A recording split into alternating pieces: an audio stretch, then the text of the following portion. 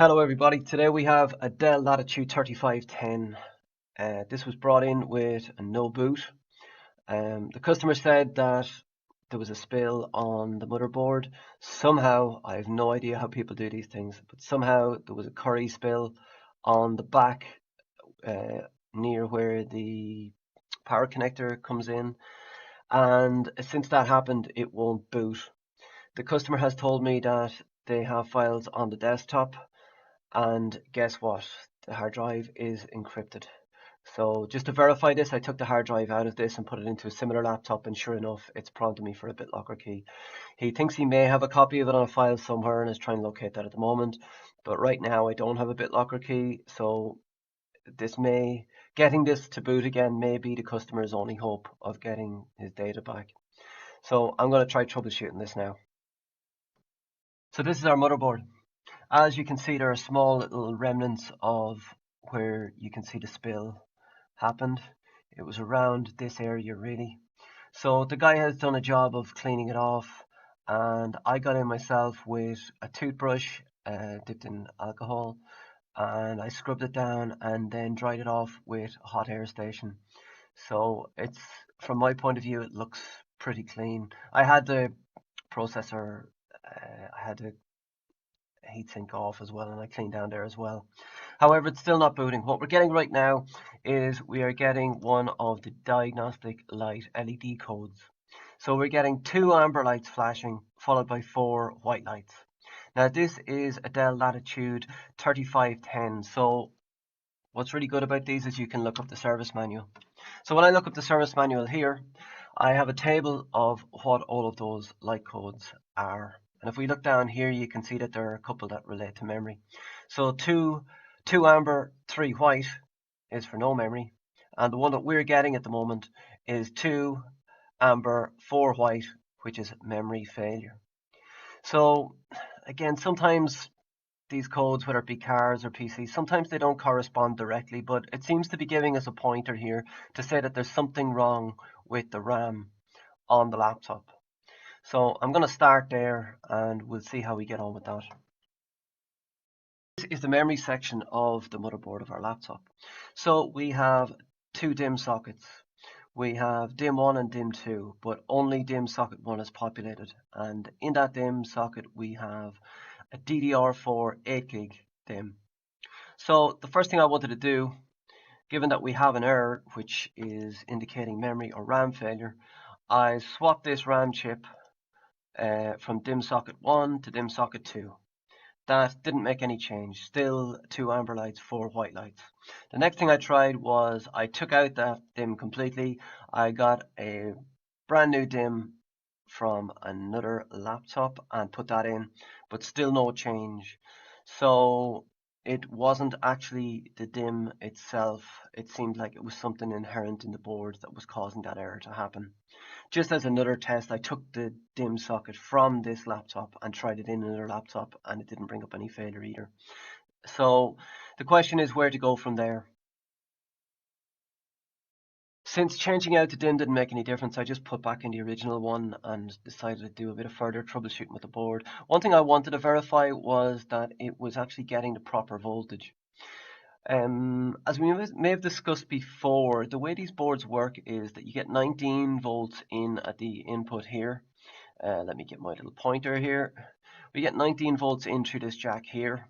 That is then broken down to different voltages for use with different secondary circuits on the motherboard.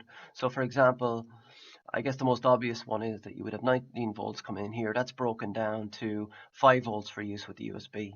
And then you would have 3.3 volts for use with the button and the BIOS and things like that. But the RAM has its own secondary voltage section also. So what we should be seeing on that, if it's DDR4, it should be 1.2 volts. So I just want to verify that that voltage is there.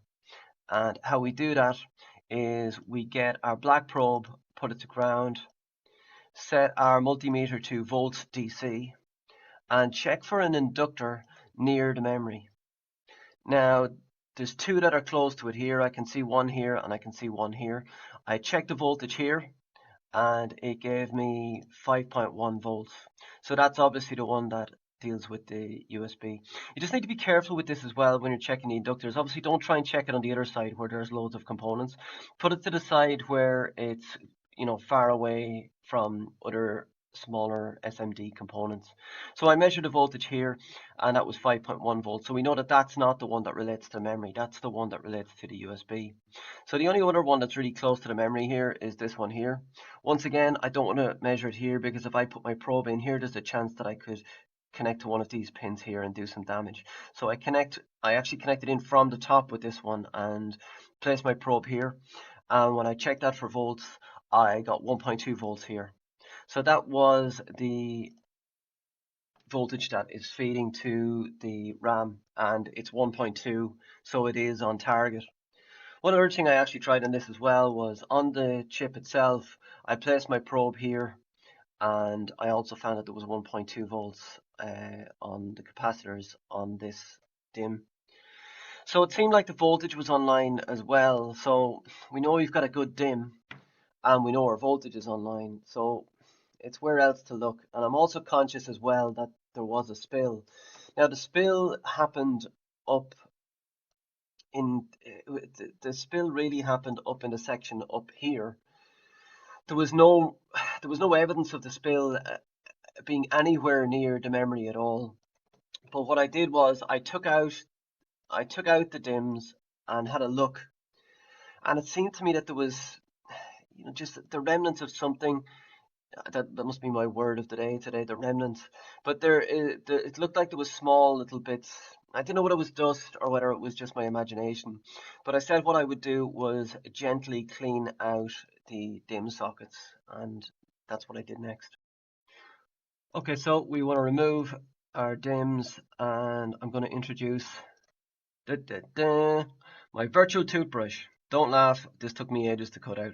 But what I was doing to clean the board was I had a toothbrush like this with just soft bristles on it. The alcohol that I'm using is Shesto Flux Remover for cleaning flux, water damage, and other contaminants from printed circuit boards. So I dipped this in that, and I very gently went across in this sort of motion, cleaning inside, and just cleaned that out. Now, when I was satisfied that I'd cleaned it, both DIMM sockets, when I was satisfied that I'd cleaned them, I was trying to dry it, and my difficulty with this is that this part here is plastic. All of this part of the DIMM socket is plastic, and when you're using the heat gun on anything on a motherboard, you have to be conscious that there are some components on it that you just cannot heat. You can heat an inductor, you can't heat this plastic here. It will melt. These will melt. This will melt as well.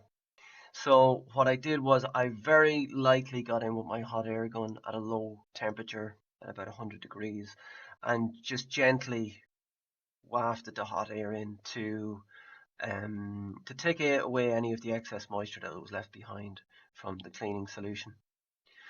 And what happened after I did that, I put my DIMM socket back in, or my existing DIMM, I put in the existing DIMM back in, and when I powered it on, sure enough it worked. Now, I didn't think it was going to work, but that's what got it to work. So it seemed that whatever piece of curry from the spill got in, some of it managed to get onto a couple of the pins here, and that's what shorted it out.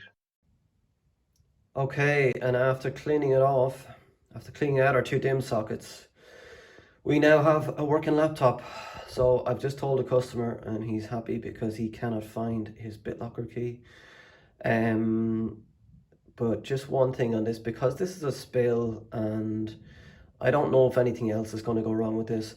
The first thing I'm going to do is I am going to sign into Windows, and I'm going to export the BitLocker key to a USB drive. So at least if something else on the motherboard fails because of that spill, we are going to be able to access the data with the BitLocker key. I'll probably also just turn off BitLocker altogether instead of having to type in that big code every time. So it looks like we've got a successful one today. Happy to get this data back for the customer, and I'm sure he's going to be happy too. So that's our job for today. I'm going to put up another one maybe tomorrow. If you like what we're doing here, please subscribe, and any comments you have, positive or negative, I'll take everything on board. Just post them all below, and I'll see you on the next one. Thank you.